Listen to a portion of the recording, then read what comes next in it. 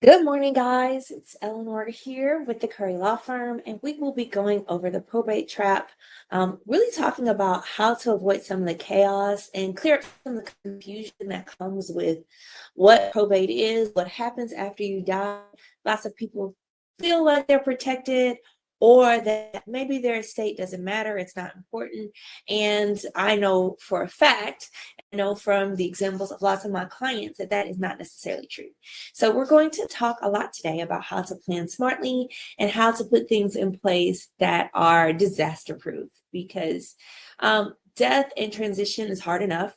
It is a hard thing and it is a hard time in the lives of people you care about, either as you as a person trying to navigate an estate or for your friends and family if you predecease them.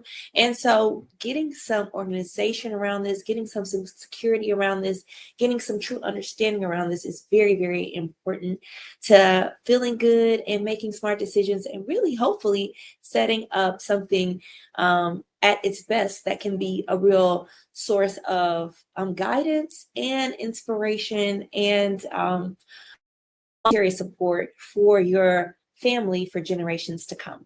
So we're going to talk about how that can happen, and specifically today how probate works, but we're going to give it a couple of seconds for everyone to join in and then get things started. We will go over some things about probate, give you some examples, and there'll be some brief time at the end for questions and answers. So we hope to cover all of that in 30 minutes as to be respectful as possible to your time. So we'll give it a minute and then we will get started.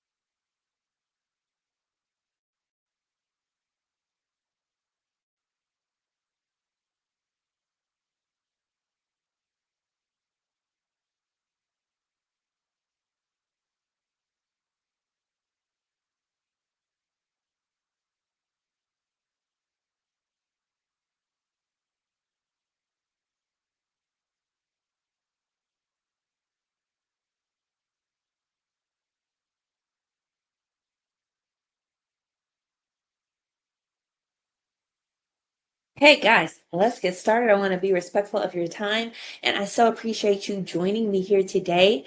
My name is Eleanor Curry. I am the managing attorney for the Curry Law Firm, and for years we have been working with our community here in Houston to make that business owners, entrepreneurs, property owners understand that they can navigate the estate planning process, be it a trust or if your loved one has died without a trust and you're just trying to navigate the probate process that we'll be talking about today, exactly understanding exactly how to do so. So as I mentioned, I am Eleanor Curry. I went to Florida A&M University and got an MBA, and then later went to South Texas College of Law.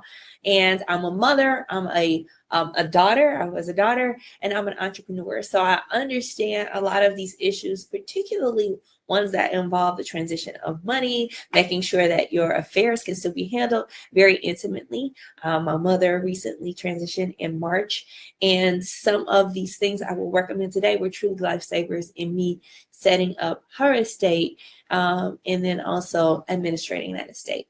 So I'm very, very passionate about making sure people understand because I think this particular area of law is a real one where it keeps on giving if you set things up.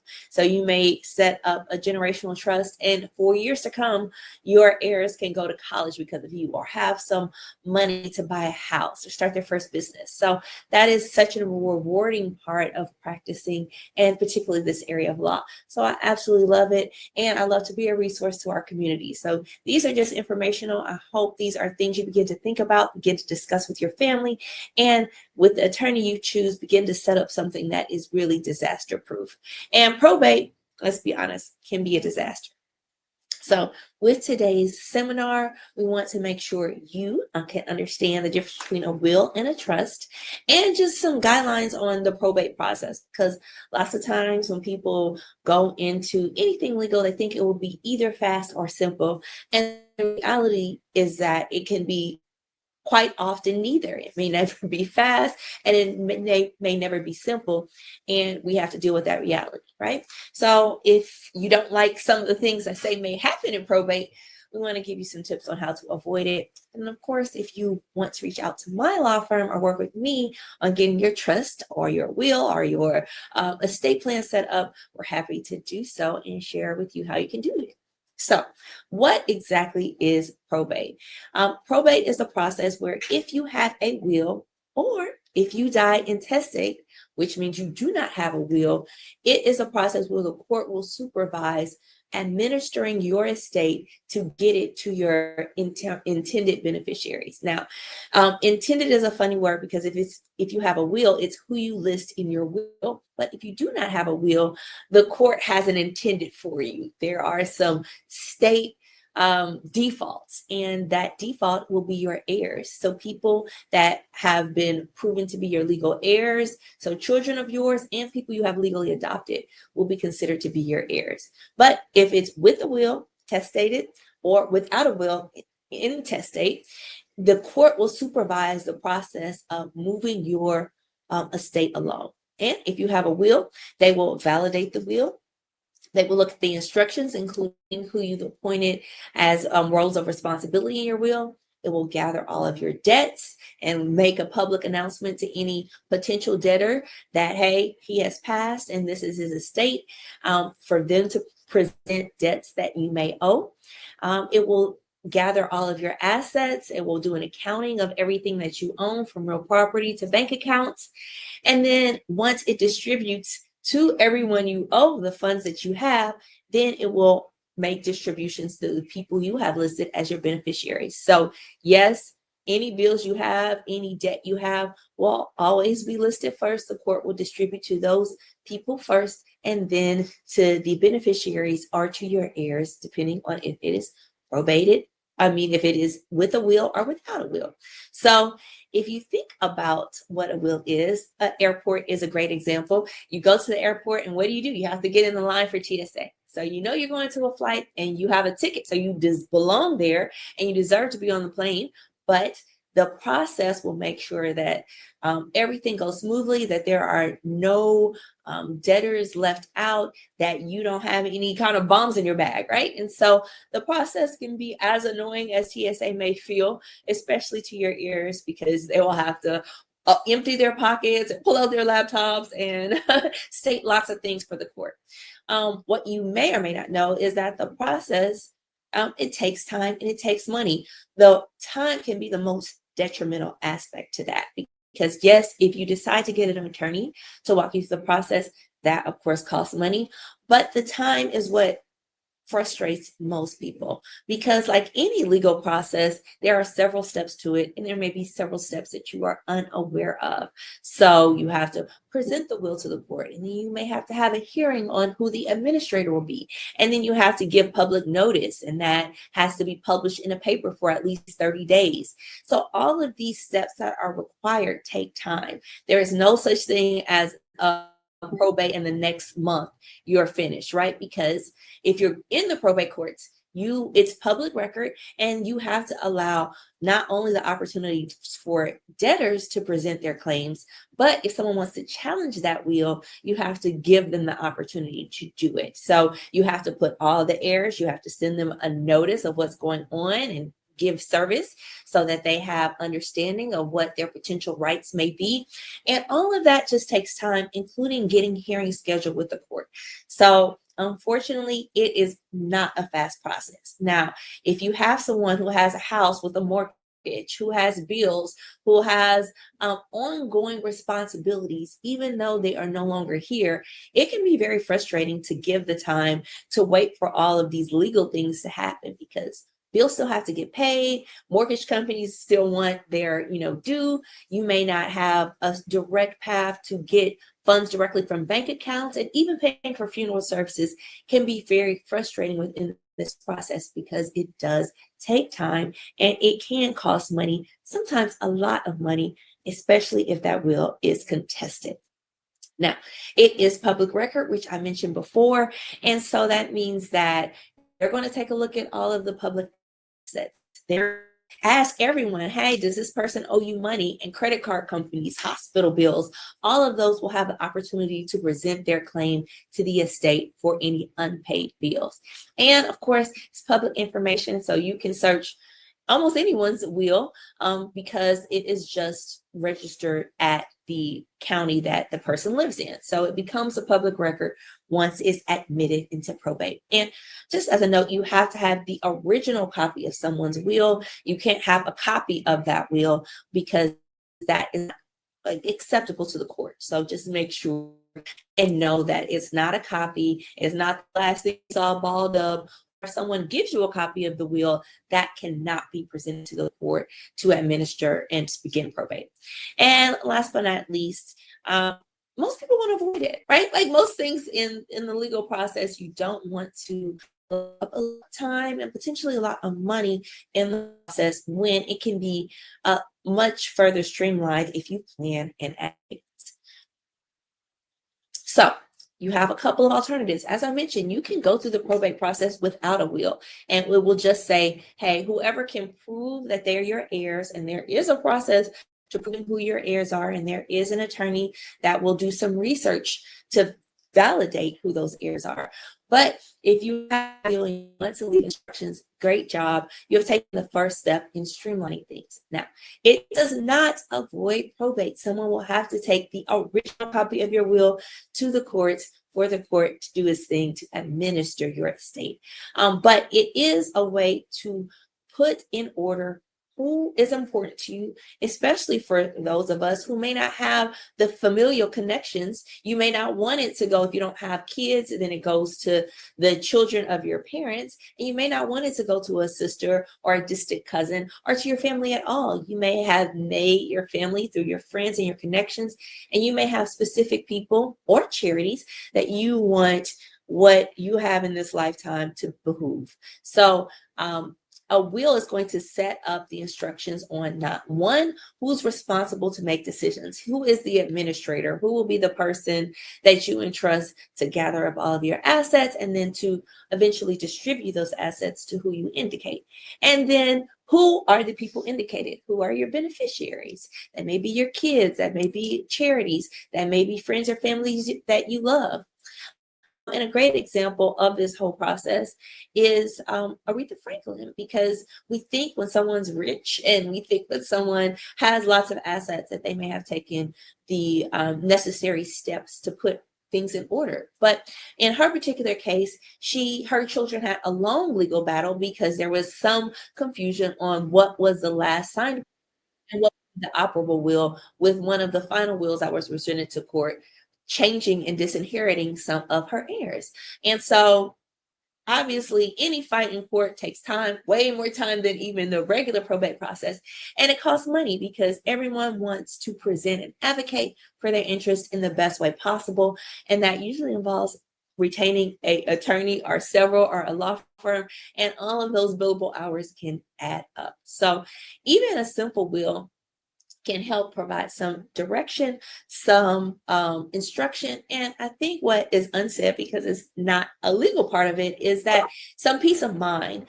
You may have said throughout the course of your life, you have mentioned things several times to several people in several arenas of your life. So you may say, I want you to have my ring, or I want to always provide for my child, especially if you have a child with special needs or some other concern like that. So you may have expressed wishes in your 20s and in your 30s and in your 40s and in your 50s. And if you're blessed enough, in your 60s and 70s. And people will have a variety of memories on those instructions that you left and the sentiment behind it. And they may all be right. You may have told 4 different people 4 different things at 4 different times, but if you decease and they try to honor your memory, they're going to bring up what they remember. And that may not even be, none of them may be what your interest is at the time that you passed. So the only way to do that is to leave some written instruction. And it really does give your heirs some peace of mind. Hey, I know that mom wanted him to have this ring. And even if they disagree, at least it's not, if you don't feel that that contest internally, lots of people are able to accept direct instructions. But if you leave it general or you don't leave instructions at all, some of those wishes that you may have in your heart or on your mind may not be able to be clearly followed. They may not be in line with what the state defaults are, and they may not be what people remember. So a will allows you to set those written instructions on who gets what, how do they get it, and what your expectation is for your estate. I want to always keep my house and my family. People have that memory. I want to keep the property that my grandfather had in West Texas. It's a family, it's for our family. But if you don't leave instruction about not just who gets it, but how are they to afford it? How are they going to pay for taxes? Things like that, then your wishes may be lost when you pass. So have a couple of options even outside of a will, and one is a trust. And a trust works as a document and almost like an entity that you create now. So you create the trust now and you fund it now. You put assets in it now. You change the legal ownership of assets. You live in your primary residence.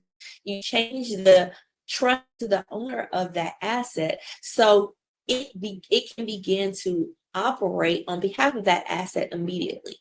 So I think the easiest way to think about a trust is as an LLC, right? So you can set an LLC up, you can add assets to it, it can be managed by you or someone else, and trusts operate very similarly.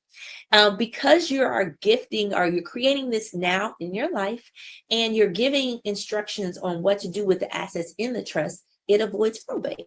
So you can do that either by giving things to the trust in your lifetime, just changing the legal ownership from your own personal name to the trust, or leaving instructions on how to transfer those assets to the trust at the time of your death, maybe for a bank account, for instance, making the trust the beneficiary. And then you leave instructions similar to a will on how you want those things to be managed. An advantage outside of a will, however, is that you don't have to do just outright distributions of things, right? I want all of my kids to have 25% of my assets. You can set things up for a long-term or even generational instructions on how you want your assets handled. That may be making sure they always have a home to live in, or that they have health insurance, or that they can afford college or even afford their first home. So you can set up instructions on a long-term or short-term basis on how you want your beneficiaries to experience distribution for your trust. And of course, this ability, because you're creating it now and you're governing it now, allows you to have a lot of flexibility. And yes, from our scenario earlier, it becomes like your TSA pre-check. Instead of waiting in line and there being a lot of screening, you get to jump the line and have some instructions set up that do not require court governance. So if you set up a subsequent trustee in your trust, when their time is called, either in your incapacitation or at the time of your death, they are ready, willing, able to instantly step in and begin to follow your instructions. So that's a great benefit. Now, back to the probate process. Yucky. We want to avoid it, but if you wind up there, still something that can be navigated. The process will be one to present an original will. The court will validate this will and make sure that, hey, everything looks clear, the signatures look appropriate. We think this is the person who deceased. The witnesses, it does require 2 independent witnesses.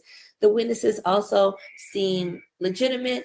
And then you begin the process of gathering all of a person's assets and debts, paying off the debts, and then doing a final accounting and distributing those assets to the heirs listed in the will. So those heirs can be children, or those children can be disinherited, and it can be charities, your pet, whomever you decide to include in your will. So there is a process, like I said, of accounting, gathering all those assets, presenting it to the court for review, presenting all those debts, and then there is potentially a process where they're trying to find additional heirs. And all of that is included in in the probate process, depending on if you do or do not have a will. The ultimate goal, the same as a trust, your assets are distributed per your instructions left in the trust. So that may be split equally between all my kids. That may be, hey, this one person took care of me. I want them to have immediate or specific distribution of $10,000. So whatever your wishes are can be recorded in your will or your trust and then followed through the probate process. So how do we avoid probate? As I mentioned, a trust is something that becomes live now. It becomes operational now. So you're transferring ownership in the name of the trust. If that's your home and your ownership for your home is dictated by your deed, then you would write a new deed giving that home to your trust. And because you're giving it now and you are a person, you can gift things to anyone at this point because you're alive and hopefully have capacity to do so. It does not require things to only be set at the time of your death, and your will only handles things at the time of your death. But there's lots of space where you're incapacitated. My own mother had cancer for many months and she was incapacitated. She was unable to make decisions for herself. So the assets in her trust, I could begin to manage for her and for her own care. So it avoids probate because it is a separate entity. It does not require the probate process, which is the process of validating your will. It is already considered validated, and your beneficiaries or your subsequent trustees can take those instructions in your trust, present them to a hospital, present them to any accounts that you own, even present them for ownership or management of business assets like an LLC or shares of a corporation. And of course, an important part of that is funding that trust, actually transferring those assets to the trust vis-a-vis a retitling or in an indication that the trust is the person as opposed to a person is the new beneficiary of that asset. That could be retirement accounts, that could be bank accounts, and that can certainly be insurance policies. So just to give you some tips and information about a trust, the average time frame for probating things in Texas is between 6 to 12 months. And if it is contested, it can regularly, easily take 2 to 3 or 4 or 5 years. So contested estates, you can double or triple your time easily, and they may end up with having a trial, which could again add to the expense. But at best, you're looking at probably a 6-month process when things are going very smoothly and you don't have a lot of internal concerns that are brought up through the probate process. Now, when it comes to costs, there will always be a filing fee, the fee to present it to the court and for the court to have the authority to administrate the trust. If you decide to hire an attorney, there are attorney's fees. The executor may also charge fees for administrating the estate, for gathering all the assets. You still have to do accounting for the estate after the person is deceased. So if that process takes years, then for years you have to finalize that person's tax returns for the IRS purposes. And you may have to do some appraisal. That may be appraisal of jewelry or real property. That may be appraisal of the home to get a sense of exactly what the estate is worth. So you also have to incur those fees during the probate process. And another great example, a famous example, one of my favorite musicians, Prince, he had $156 million estate and also several assets that probably cannot be valued. He had a large kind of section of unreleased music, which who knows what the value of that could be, but somebody has to value it because you have to, again, pay your debtors. You have to understand what's going to be distributed because you want to make sure you make distributions fair. So the court won't just say, well, everyone gets 5 of these unreleased albums because one could be valued for more than another, right? So they're going to want to make sure they have information on what is a fair distribution, which means they need to know how much everything is worth. And through that entire process of going back and forth and presenting information and motions to the court for getting the accounting, for administrating things and over the oversight of things, that can cost, in this case, millions of dollars. And so even if you say, I don't have a lot, just know even you're not a lot would be subject to the same cost and the same time frame that it takes to get things through the legal process of probate. Now, the hidden cost is just the uneasiness and the disruption it causes in a family. Death is hard, and it is hard on its own. If everything else about life was super easy, death would still be super hard. And so adding financial strain and confusion to situations that were already emotionally draining and straining, it is just a recipe for disaster. And so even the sanest person and the sanest family and the closest family I've seen have concerns and have fallouts from what happens in the confusion around probate, because one person believes mom wanted this and this is in the best interest of the family. Another person believes something else, and in everyone's defense, they're all doing what they think is best, but it still causes confusion. It still can cost a lot of money. And ultimately, I don't know if it helps preserve that family unit, because all that fighting, all that dissension, all the things that were or maybe should have been said in life that were never said rise to the surface. And it can be a very, very frustrating and depleting situation. So we already know that it takes away resources from the estate.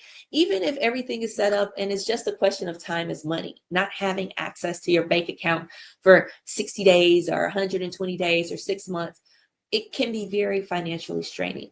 It's emotionally draining because everybody's remembering what mom said or what mom might have wanted, and she may have wanted 20 things differently in the 80 years of her life. And so those issues can cause long-term rifts in family, which I always hate, and they can also take years in court. That is not a fun part of probate, but it is certainly a reality surrounding it. So a quick review. Wills, they require probate, and that probate starts with a public filing of the original will with the county. And the distribution can take certainly several months, but potentially, and probably more usually, a year or more. And trusts do not require that process. The trust itself, the documents and the distributions are private, and so it's a lot more difficult and infrequent to contest it. And while you pay funds up front, it typically can save thousands of dollars in money, but also lots and lots of time when it comes to the administration of the estate. So, what family you choose do you want to be? Family A, the parent dies with a will. However, even though they left the instructions, maybe the same instructions as family B, it takes 18 months through the court process to probate. Of course, they have to pay all the debts and wait for debtors to present the claim. And then ultimately, they're having to pay $20,000 in cost from the estate for managing the process before anything is distributed to the beneficiaries 18 months later. That is opposed to family B. Same instructions the parents wanted to leave, dividing their assets between their children. However, the executor can immediately begin to gather the assets, follow the instructions of the trust to actually make the distributions. And the cost is just that for the administrator and the administration. So the trustee can choose to be paid or not be paid. So if it's just a child of the parent, then they may opt to not be paid as the trustee and only get their distribution as a beneficiary. So from the beginning to the end, the Curry Law Firm is here to help people throughout the process. It's a difficult process. We understand it. I certainly understand it personally. It's hard, it's draining, but that doesn't mean there can't be a lot of life and meaning in it. And really, I always encourage clients to question a legacy even beyond a financial distribution. Maybe the legacy that you're going to impart in your trust is, hey, these are the ways that I've created money and financial success in my lifetime. Maybe it's, hey, we're going to get a distribution every year. We're going to have a family trip, right? And that can be what your legacy is, making sure you're pulling people together. It's not just about money. It's about those connections. It's about education. It's about sharing ways that you create a legacy. And that is just personal things that you want to share with your family. So you can either do that by being upfront and making and creating a will or a trust. But it is also, hey, there's a will. My mother is deceased. We also represent in probate. Probate that sometimes is agreed to, uncontested, or sometimes not agreed to, which is a contested estate. And then also establishing guardianship. You may have a family member with special needs or a minor who now needs governance of financial assets that were left by a parent that is deceased. So all of those things are things that we help with at the firm. More than anything, we want to encourage you. You do not have to leave chaos behind. I know death can be an uncomfortable conversation, an uncomfortable thing to think about. But as you provide it for your loved ones and your family, and maybe even charities in your lifetime, you want to have that same strength and guidance and direction in what happens as you transition. So it allows you to leave a legacy. Always protect your assets. Be smart about it. Make sure it doesn't go to the Secretary of State. So Texas just gets a big win because of your death. You want to make sure it's not all directed to your debtors or to the IRS. You want to be smart with the assets that you worked very hard to create. And then, of course, you want to communicate that plan with family and loved ones, because that is really where your legacy is in. We talk about assets, but it's really in the people and the things that are important to you that you leave behind. Now, you can always book a free consultation with us at www.planwithtrust.com, or just reaching out to the Curry Law Firm. We are happy to assist. And if you're ready to get started, or you want to ask more questions, or you just want to begin the conversation, reach out to us. We're happy to schedule a free consultation and really start thinking about what your wishes are and how we can assist in preserving them. So, we also want to offer a special offering to anyone interested and who has taken the time to get informed, to understand the difference, to educate yourself by attending this webinar. We appreciate you.